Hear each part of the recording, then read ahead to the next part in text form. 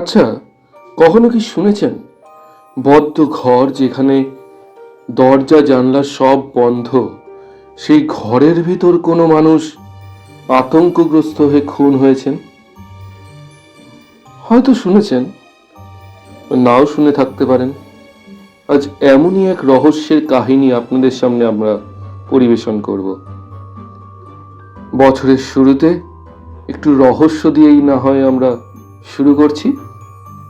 Sir Arthur Conan Doyle রচিত, Kishalay world classic পরিবেশিত Sherlock হোমসের গল্প the adventure of the speckled band.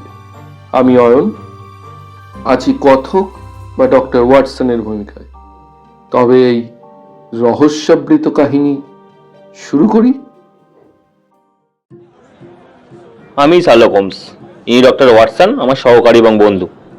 কিন্তু এপ্রিল পড়েছে, ঠান্ডা তেমন নেই, তাহলে আপনি এত কাঁপছেন কেন?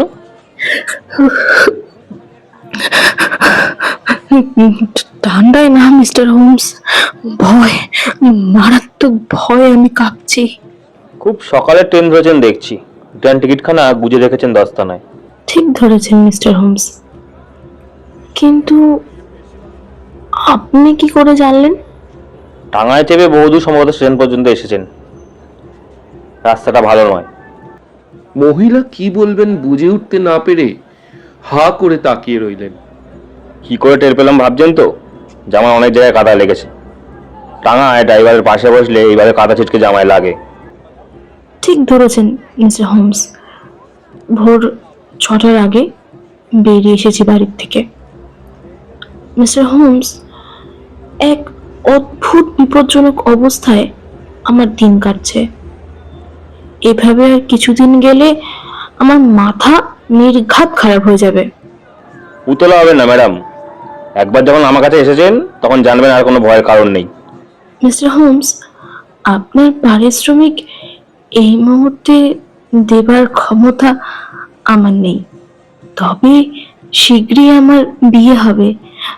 কথা দিচ্ছি, আপনার পারিশ্রমিক সব তখনই মিটিয়ে দেব। পারিশ্রমিকের কথা পরে ভাবা যাবে, কিন্তু ম্যাডাম তার আগে আপনার নাম কি বলুন? আমার নাম হেলেন, পদবী স্টোনার।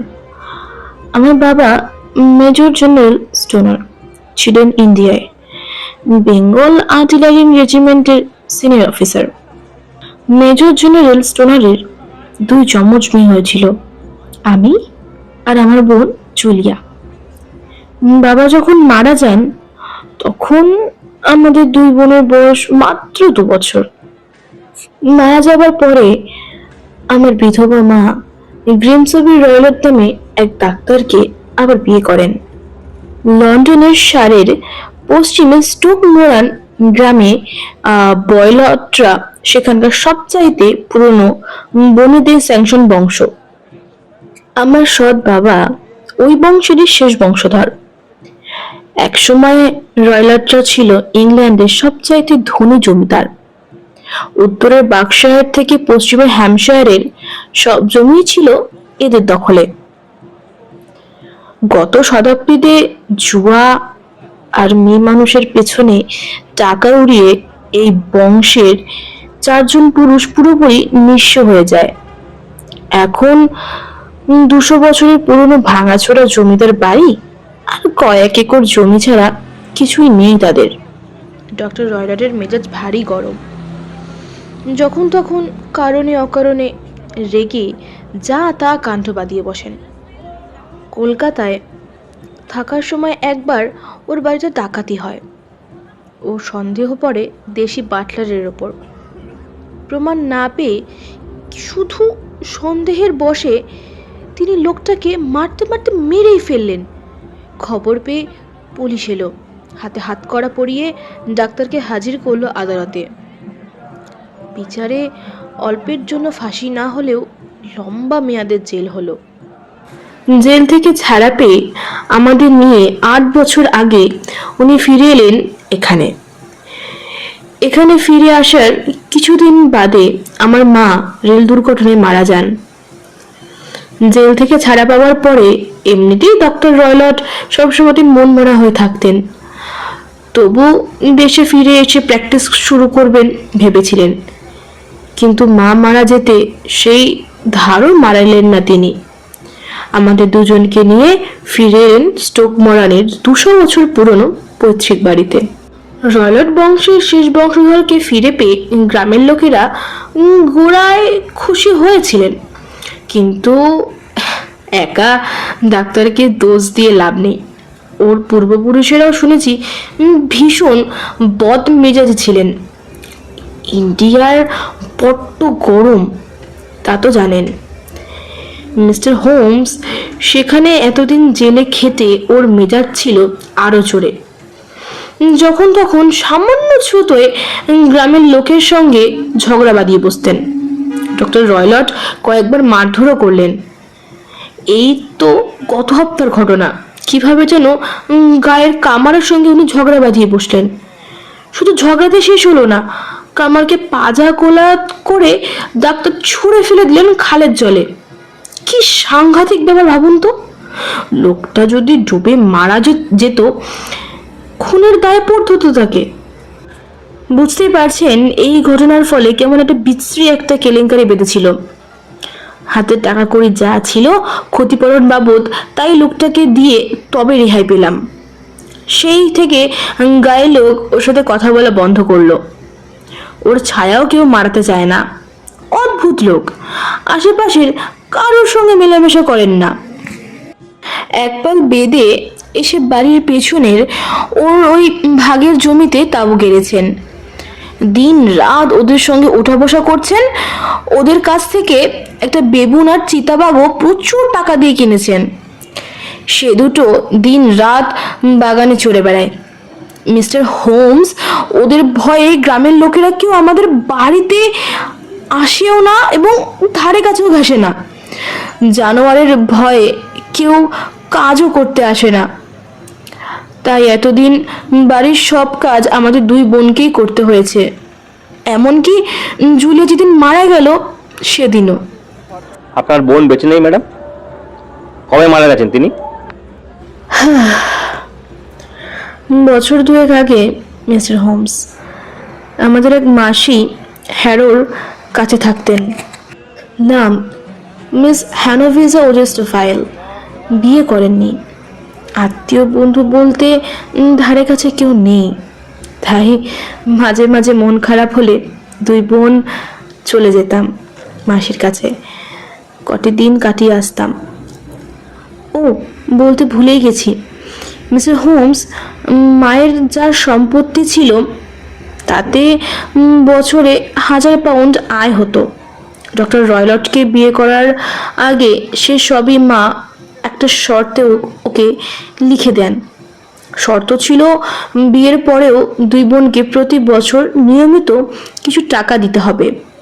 এটা একটা ভালো পয়েন্ট। তারপর যা যা ঘটেছে সব হুবহু বলে যান, কিছু যেন বাদ না পড়ে। বলছি মিস্টার হোমস, 2 বছর আগে মাসির কাছে থাকার সময় রয়্যাল মেরিন্সের এক মেজর জেনারেল জুলিয়ার সঙ্গে পরিচয় হলো। নিয়মিত সৈনিক না, অর্ধেক বেতন পান। যাকে দুজনকে পছন্দ হলো। মেজর জেনারেল জুলিয়াকে বিয়ে করবেন বলে কথা দিলেন। তখন বড়দিন ঠিক হলো, 15 দিনের মধ্যে বিয়ে হবে। বড়দিনের উৎসব শেষ হলো, আমরা দুই বোন বাড়ি ফিরে এলাম। জুলিয়া তার বিয়ে ঠিক হবার কথা জানালেন ডাক্তারকে। উনি শুনে আপত্তি করলেন না। মিস্টার হোমস বিয়ের 15 দিন আগে এক রাতে রহস্যজনকভাবে মারা গেল জুলিয়া। ওহ, সেই ভয়ানক রাত আজীবন তারা ঘুরে বেড়াবে আমায়। আমরা বাড়ির একতলায় একটা ভাগে থাকি। বাড়ির বাকি অংশ জরাজীর্ণ হয়ে এসেছে, যে কোনো সময় ভেঙে পড়তে পারে। পাশাপাশি 3টে শোবার ঘরের, একটা ডাক্তারের, মাঝেরটা জুলিয়ার, তার পাশেরটা আমার। সব ঘরেরই দরজা আছে, কিন্তু এক ঘর থেকে অন্য ঘরে যাবার দরজা নেই। সেই রাতের কথায় আসি। ডাক্তার অন্য দিনের চাইতে একটু আগেই ঘরে ঢুকে চুরুট ধরালেন। সেই গন্ধে জুলিয়া প্রায় দম বন্ধ হয়ে যাবার জোগাড়। শেষকালে থাকতে না পেরে চলে এলো আমার ঘরে। 11টা নাগাদ শুতে যাবে বলে উঠল। তারপরে একটা অদ্ভুত প্রশ্ন করলো। বলল, হেলেন, তুমি আবার শীষ দিতে শিখলে কবে? আমি খামোখা শীষ দিতে যাবো কেন? কদিন হলো রাতের বেলা শীষ দেওয়ার আওয়াজ স্পষ্ট শুনেছি। মনে হলো তুমি ঘুমের ভেতর শীষ দিচ্ছ, তাই জানতে চাইছি। দেখে লনের ওই হতচ্ছাড়া বেদেরাই শীষ দিচ্ছে। লন থেকে ওরা শীষ দিলে তো তুমিও শুনতে পেতে হেলেন, কিন্তু তোমার কানে তো একদিনও তো যায়নি। তোমার ঘুম যত পাতলা, আমার তত ভারী, সহজে ভাঙে না। বাইরে প্রচন্ড ঝড় বৃষ্টি হচ্ছিল। আচমকা জুলিয়া আর্তনাদ করে বাইরে সে সব তাণ্ডব ছাড়িয়েও সেই আওয়াজটা আমার কানে এলো। সেই আর্তনাদে কি প্রচন্ড ভয় জড়ানো ছিল, আপনাকে ভাষায় বলে বোঝাতে পারবো না মিস্টার হোমস।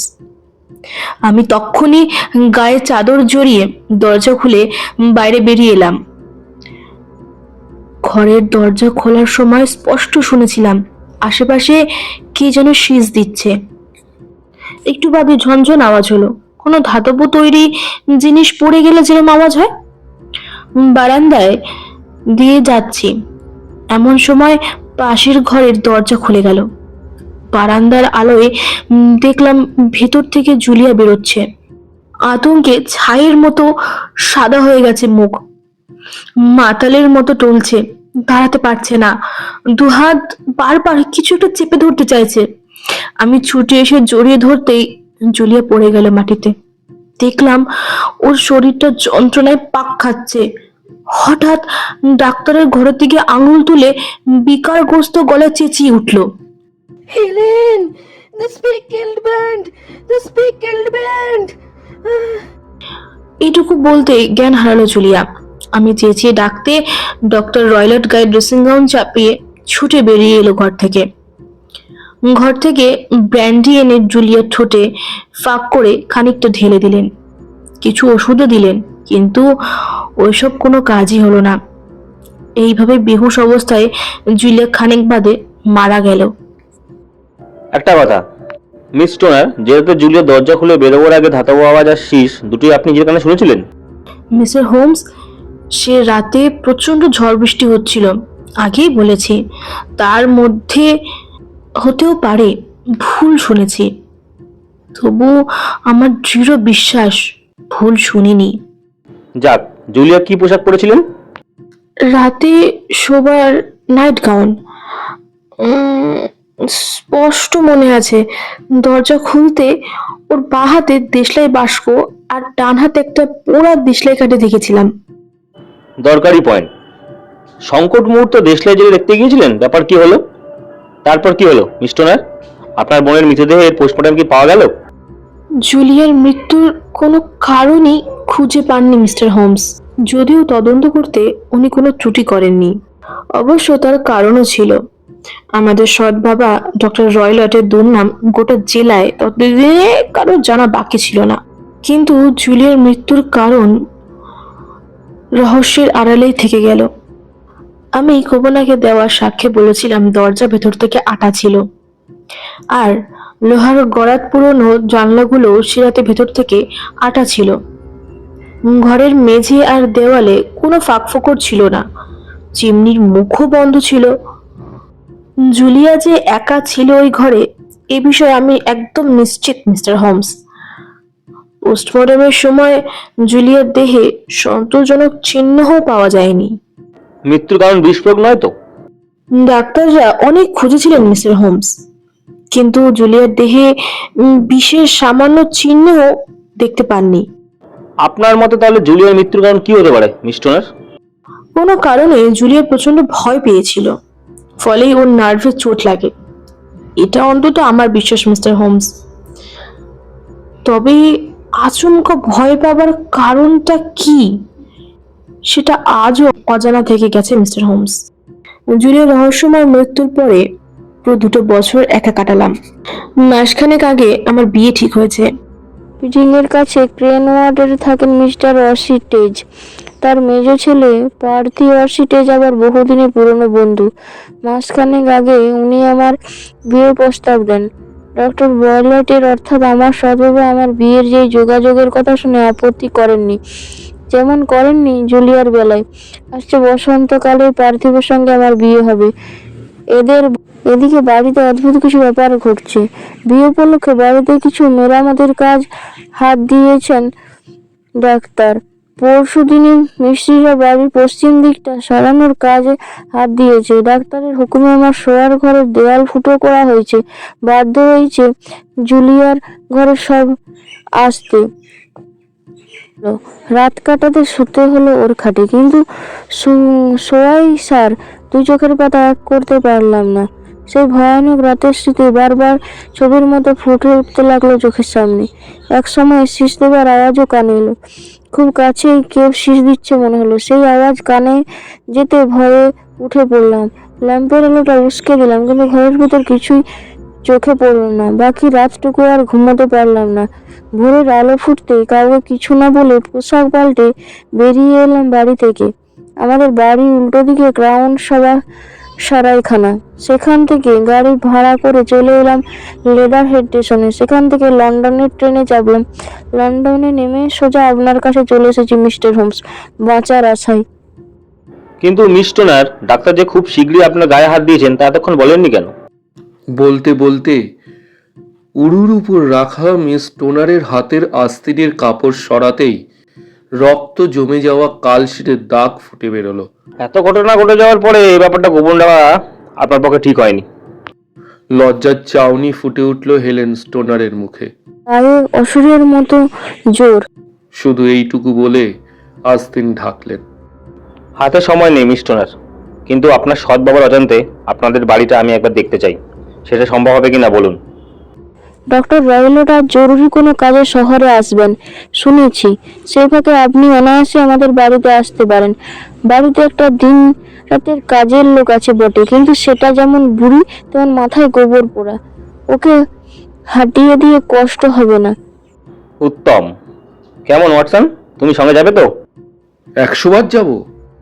মিস টোনার, তাহলে আমরা দুজনে যাবো বিকেলের দিকে। আর একটু বসুন, আমাদের এখানে ব্রেকফাস্ট হবে, খেয়ে যান।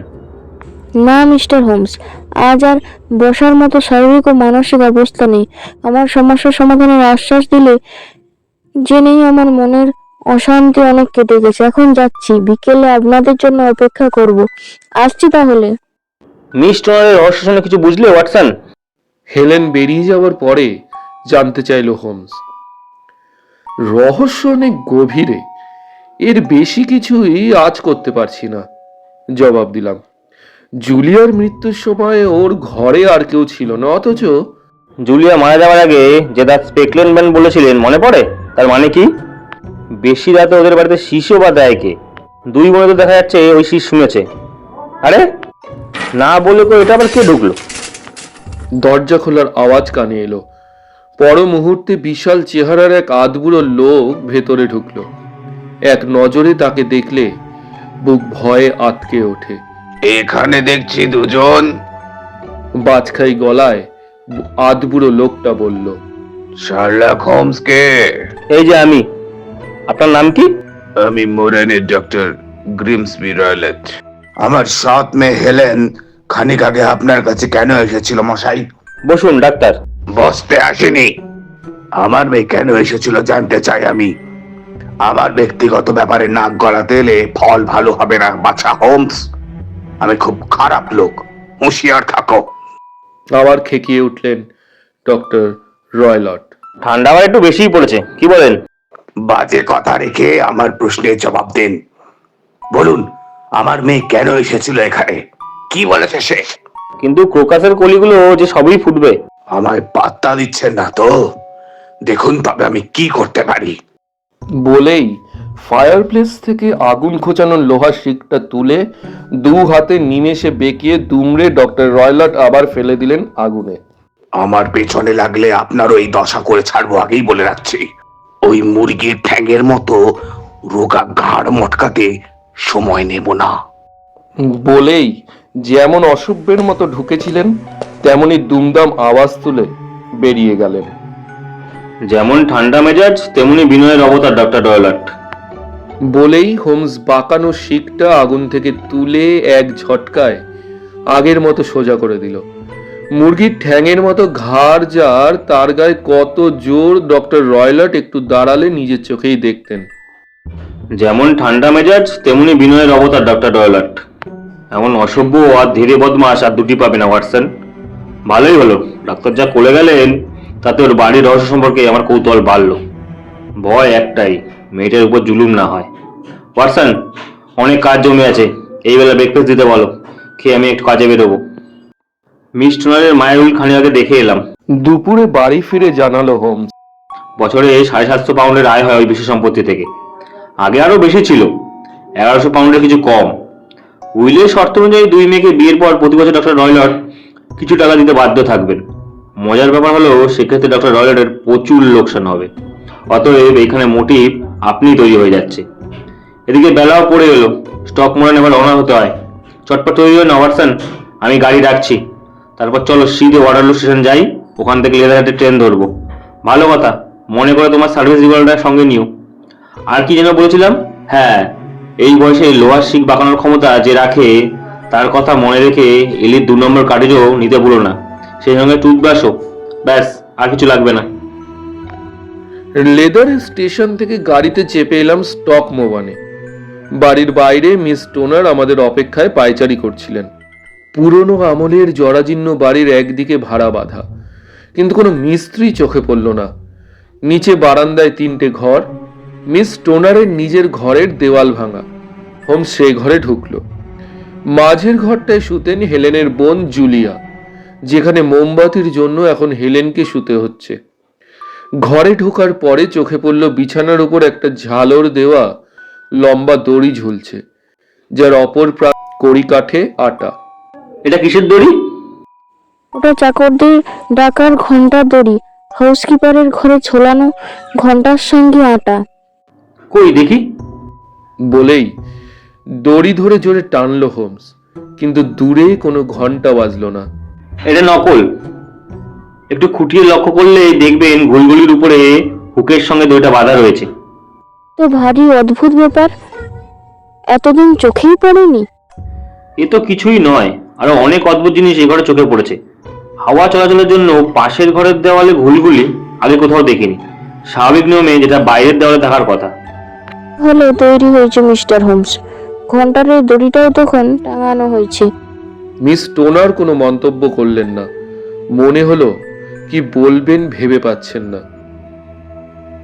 মিস টোনার আমাদের নিয়ে এলেন ডক্টর রয়লটের ঘরে। ডাক্তারের ঘরখানা আগের দুটোর চেয়ে বড়, কিন্তু ভেতরে একই আসবাব। দেওয়ালের পাশে একটা লোহার সিন্দুক খুঁটিয়ে খুঁটিয়ে দেখতে লাগলো হোমস। ভেতরে বিড়াল আছে নাকি মিস টোনার? প্রশ্ন করলেন কেন মিস্টার হোমস? এই জন্য। সিন্দুকের উপর রাখা এক প্লেট দুধ দেখালো হোমস। বাগানে বেগুন আর চিতাবাগ আছে, তা তো জানেন। চিতাবাঘ এক জাতের বিড়াল, কিন্তু সে দুধ ছোঁয়নি। ডাক্তারের খাটের এক কোণ থেকে একটা চামড়ার তৈরি কুকুরের চাবুক তুলে আনলো, তার মাথায় ছোট গোল ফাঁস দেওয়া। এটা দেখে কি মনে হচ্ছে ওয়াটসন? কুকুরের চাবুক, তবে আগায় ফাঁসের কারণ মাথায় আসছে না। তোমার দোষ নেই, বুদ্ধিমান লোক যখন অপরাধী হয় তখন তার মতলবের সঙ্গে এটে ওঠা যায় না। আসুন মিস টোনার, একবার লনটা দেখে আসি। বাইরে লনে এসে পায়চারি করতে করতে গম্ভীর মুখে কি যেন ভাবলো হোমস, তারপর বলল, আমি যেমন বলবো আপনি ঠিক তেমন করবেন তো মিস টোনার? হ্যাঁ মিস্টার হোমস। তাহলে মন দিয়ে শুনুন। আপনি এখন যে ঘরে আছেন সেই ঘরে আজকে রাত আমরা কাটাবো, আর আপনি আপনার পুরনো ঘরে শোবেন। ভালো কথা, ওই বাড়িটা নিশ্চয়ই সরাইখানা। ঠিক ধরেছেন মিস্টার হোমস। এবার যা করতে হবে মন দিয়ে শুনুন। ডক্টর রয়লাট ফিরে আসার পরে মাথা ধরেছে বলে এখন যে ঘরে আছেন সেখানে ঢুকবেন। উনি শোবার পরে ঘরের আলোটা জানালার পাশে রাখবেন, জানালা মনে করে খুলে রাখবেন, এবং শোয়ার বালিশ আর চাদর নিয়ে চট করে আগের ঘরে ঢুকে পড়বেন। তাই করব। তখনকার মতো বিদায় নিয়ে হোমস আমায় নিয়ে এলো ক্রাউন সরাইখানায়। রাতটুকু কাটানোর জন্য এমন একটা কামরা হোমস ভাড়া নিল যেখান থেকে মিস টোনারের ঘর স্পষ্ট দেখা যায়। সন্ধ্যের পরে প্রচন্ড চিৎকার শুনে টের পেলাম পাষণ্ড ডাক্তার বাড়ি ফিরে এলেন। গেটকিপার দরজার পাল্লা খুলতে দেরি করেছিল বলে ডাক্তার গালিগালাজ করে তার 14 পুরুষ উদ্ধার করলেন। রাতের অ্যাডভেঞ্চারে প্রাণের ঝুঁকিও আছে ওয়াটসন, তোমায় সঙ্গে নেওয়া ঠিক হবে কিনা জানি না। হঠাৎ এ কথা মনে হচ্ছে কেন? পাল্টা প্রশ্ন করলাম। প্রাণের ঝুঁকি আছে মনে হচ্ছে কেন? ঘরে লোক দেখানো নকল গুলগুলি আছে, দড়িতে ঘন্টা বাঁধা নেই, আর সেই ঘরের খাটে শুয়ে মারা গেলেন মিষ্টনের বোন জুলিয়া। কিছুই বুঝতে পারছি না। বেশ, আরো বলছি শোনো। যে খাটে জুলিয়া মারা যান তার 4টে পায়া মেঝের সঙ্গে বল্টু দিয়ে আটা, খেয়াল করেছো? করিনি, কিন্তু তোমার কথা সত্যি হলে এটাই দাঁড়ায় যে ঘরের ভেতর সাংঘাতিক কিছু চোখে পড়লেও খাট সরানোর ব্যবস্থা নেই। কি হলো, এবার কিছু আজ করতে পারছো? হোমস, হোমস, এ তো ভয়ানক ব্যাপার, মারাত্মক ক্রাইম। বোঝো তাহলে ব্যাপারখানা কি। ডাক্তার অপরাধী হলে তার সঙ্গে এঁচে ওঠা কি সাংঘাতিক ব্যাপার তোমাকে বোঝানোর দরকার নেই। কিন্তু এখন আর কথা নয়, একটু জমিয়ে তামাক খাই, এসো। তামাকের থ্রোটা দাও, তুমিও চুরুট ধরাও। রয়লাটে নার্ভ শক্ত, মানতেই হবে। নিশ্ছিদ্র আধারে পাশাপাশি বসে দুজনে একটানা অনেকক্ষণ তামাক খেলাম। রাত 11টার ঘন্টার প্রতিধ্বনির রেশ মিলিয়ে যাওয়ার আগেই অদূরের রয়লট প্রাসাদের একতলার একটি ঘরের জানলায় জ্বলে উঠল উজ্জ্বল আলো। মিষ্টনের সংকেত, ঠিক মাঝে জানালায়। চলো বেরোই। জুতো খুলে খালি পায়ে বেরোলাম দুজনে। বাগানে ঢুকে নির্দিষ্ট জানলার দিকে পা বাড়াতেই একটা কিম্ভূত জীব গাছ থেকে নেমে এলো। মানুষ বাচ্চার মতো হামাগুড়ি দিয়ে ফের আরেকটা গাছে উঠে গা ঢাকা দিল ঘন পাতার আড়ালে। চমকে উঠতেই চাপা গলায় হোমস বলল, এটা ডাক্তারের পোষা বেবুন, ভয় নেই, এগো। খোলা জানলা দিয়ে ঘরে ঢুকে জানলার পাল্লা ভেতর থেকে এঁটে দিল হোমস। আধারে বসে অপেক্ষা করতে হবে, হুঁশিয়ার, টু শব্দটি করো না, নয়তো এত আয়োজন ভেস্তে যাবে।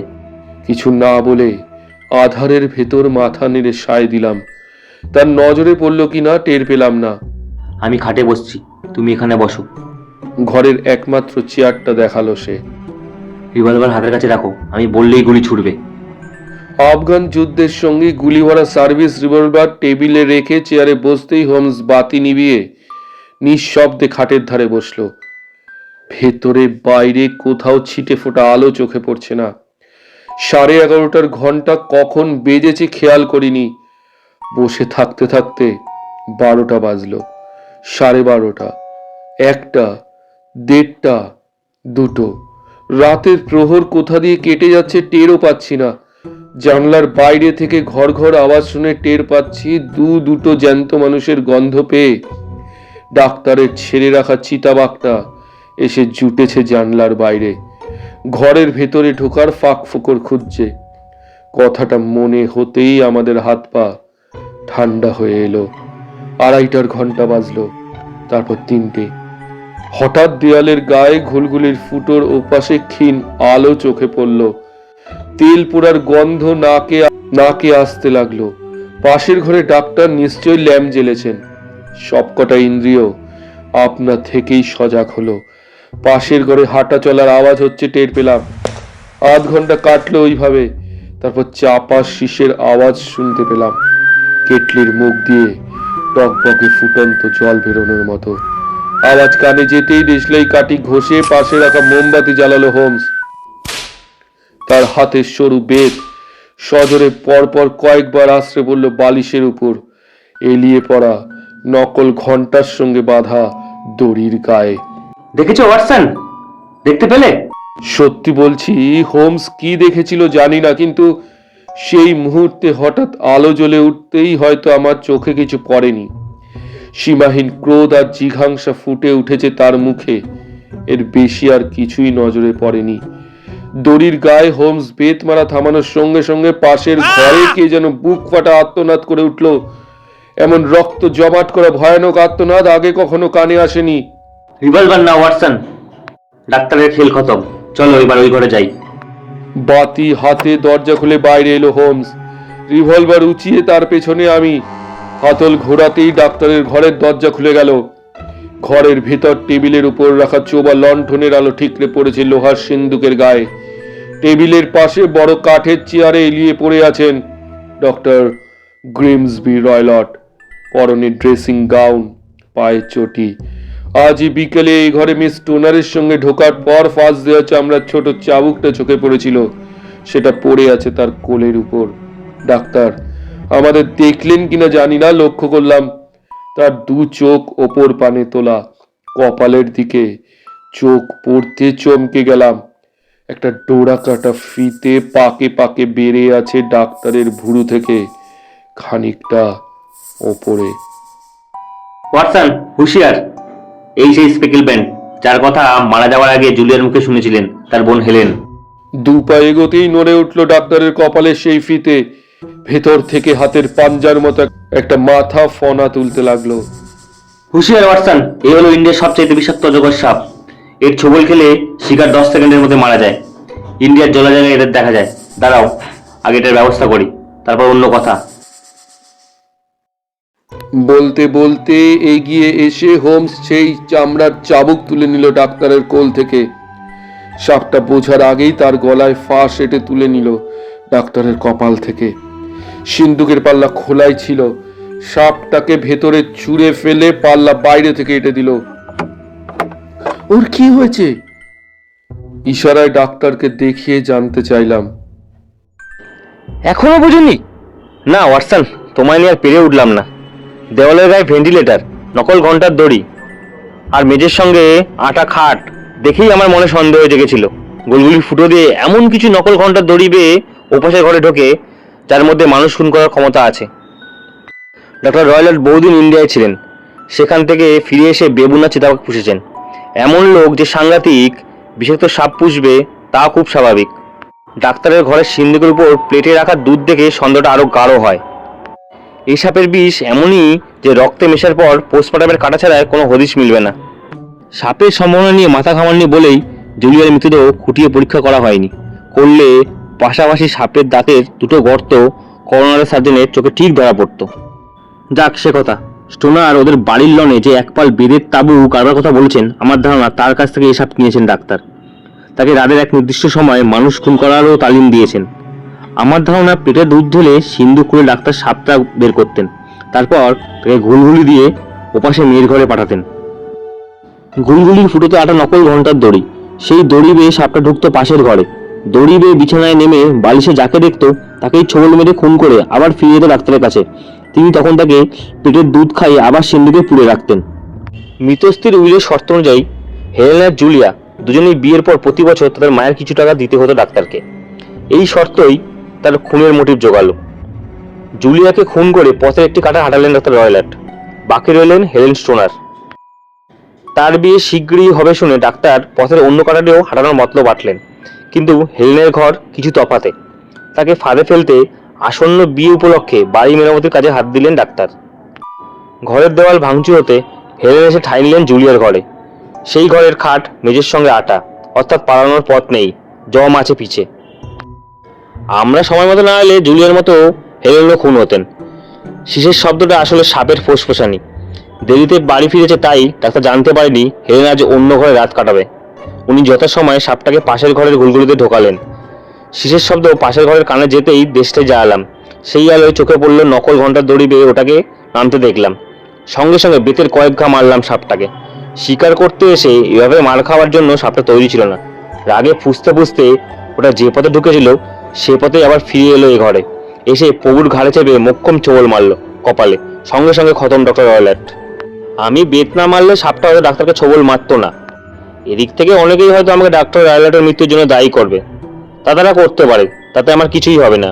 ওর মতো লোকের মৃত্যুর জন্য দায়ী হলে বিবেকের কাছে আমায় কৈফিয়ত দিতে হবে না। এটুকু জেনে রাখো ওয়াটসন। শুনছিলেন স্যার আর্থার কোনান ডয়েল রচিত শার্লক হোমসের কাহিনী the adventure of the speckled band. এই গল্পে যারা কণ্ঠ দিয়েছেন তাদের নামগুলো একবার জেনে নিই। ডক্টর ওয়াটসনের ভূমিকায় আমি অয়ন, মিস হেলেন স্টোনারের ভূমিকায় অয়ন্তিকা, জুলিয়ার ভূমিকায় স্নেহা, ডক্টর গ্রিমসবি রয়লটের ভূমিকায় নিলয় এবং শার্লক হোমসের ভূমিকায় দীপঙ্কর। সবাই ভালো থাকবেন। নতুন বছর আশা করি আপনাদের সবার জীবনে সুখময় হয়ে উঠুক। আরো অনেক রহস্য, ভৌতিক, কৌতুক, অরিজিনাল গল্প নিয়ে আমরা আবার হাজির হব। আজকের মতো বিদায়। সকলকে হ্যাপি নিউ ইয়ার।